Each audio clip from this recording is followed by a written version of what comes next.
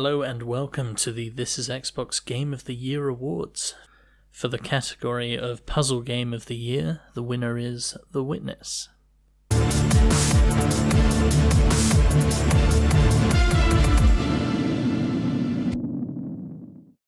So I just felt, I don't know about you, Didge, but I just felt The Witness was very smart as well as clever. And I mean smart in its game design, you know, the execution. Yeah, the way it was laid out, the way the environment was constructed. Some of the puzzles were a little too clever for their own good, but I kind of liked that. And it was, I think the killer move for me was that whole Usual Suspects kind of ending.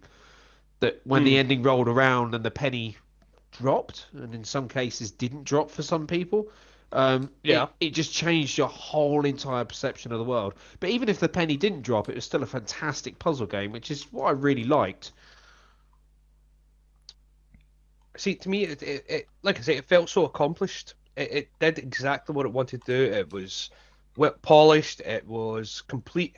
It's been a long time since I've actually had to go offline, old school notepad to solve some of these puzzles. Oh yes, and yeah, definitely. That's why I had to do several times for some of these puzzles. It's just there's obviously been a lot of time and attention put into it. So I mean, you might have a bit of a dislike for the particular developer, but taking the game on its merits itself, definitely worthy of Game of the Year. Yeah, I mean, it certainly had elements of Myst as well, which I adored. You know, I remember playing that back on the PC. Really enjoyed that game.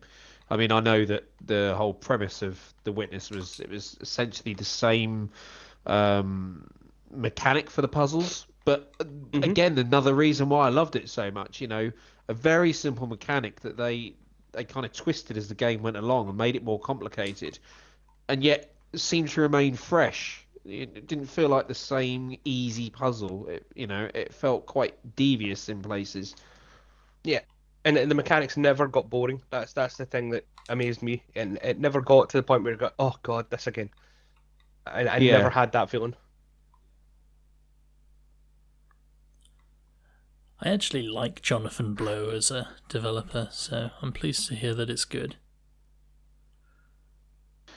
I mean, it's just other things as well. You know, some of the most successful puzzle games of recent years. You know, Portal is one that sticks out in my mind for example, with the kind of style that, without ruining the game for those that haven't played it, it just had elements of that whole backstory.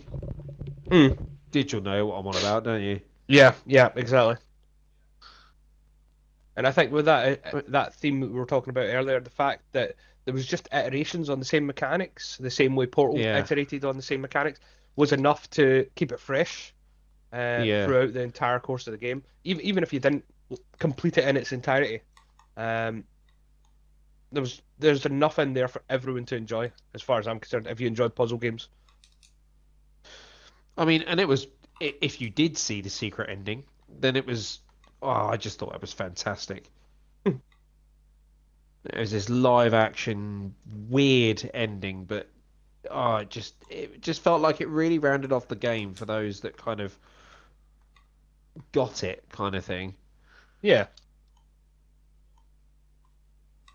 And then just to go back into that game world, that puzzle world, with a renewed perspective on what was actually happening.